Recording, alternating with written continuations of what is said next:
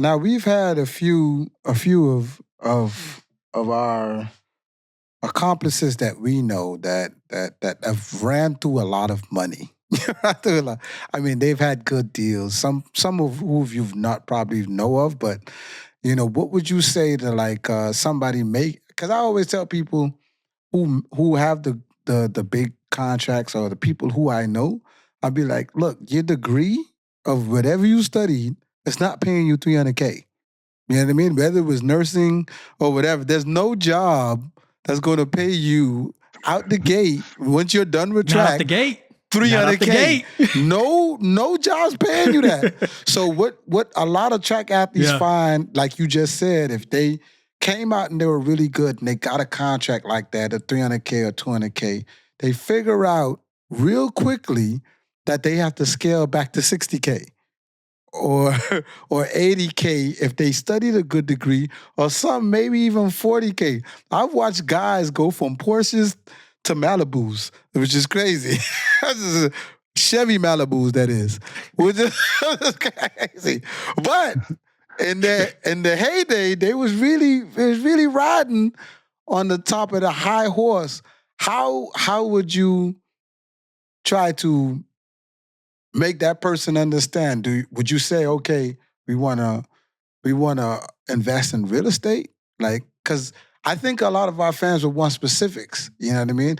Real estate, would you want like real stock, or what is the safest bet of a long-term investment when you're making that type of money? Easy answer.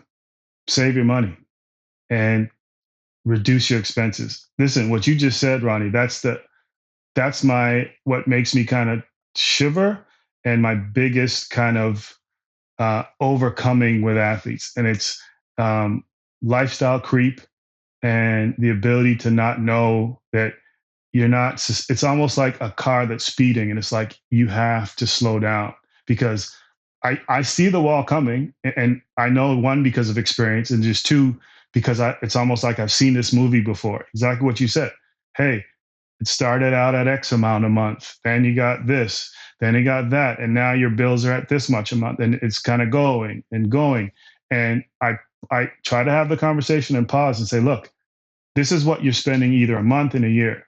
At this stage, if everything kind of went away tomorrow, you have to make this much outside of track to just live the lifestyle you're living right now, right? That's when I think, and then I know what's the realistic situation. Like, where are they business wise? Do they have a degree? Did they finish school early? All those things that usually determine, okay, what are you going to do after you're running track?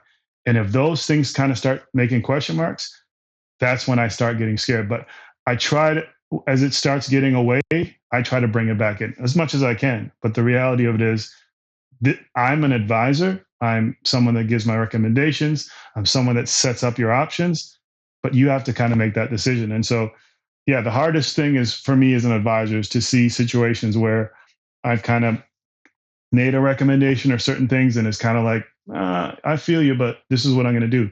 And it's like, okay. And what I think you see that? is going Do you see that often? Do you see the fact of, like, when you advise someone, hey, don't make this decision, it could be detrimental to you, and then you see it crumble right in front of them? It doesn't happen often, but when it does happen, it's pretty big. And an example of that would be basically spending money before you get it. I mean, that's kind of everyone understands it's a basic thing, but in track, I mean, what happens is you get, as I said, you get money up front, usually the beginning of the year. Then it's kind of the back end money is based upon how you do, right?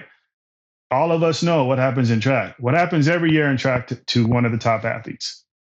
One word. Yeah, injury.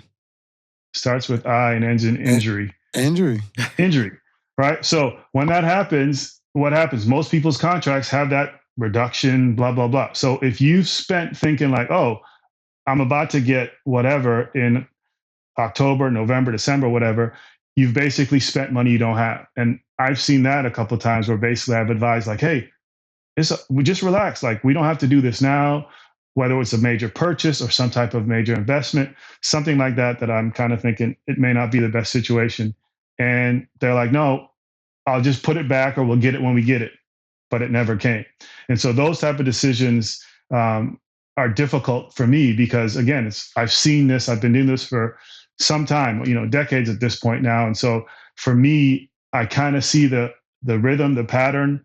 And so what I try to do is make things when it starts getting out of hand. And it's like everything in life. It's not just track and field athletes or athletes in general. I think people that have decent jobs or you make more income, certain things just start gravitating. You spend a little more here, a little more there.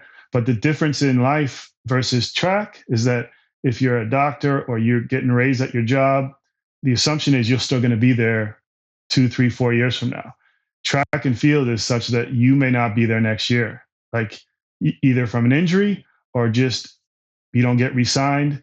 And so once that money is cut off, my ideal situation is that you've lived a lifestyle to say, listen, I make this much, but this is how much I spend.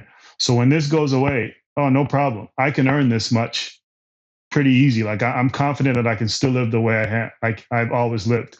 It's very difficult for an athlete to have to take what you said, that Porsche to Malibu drop.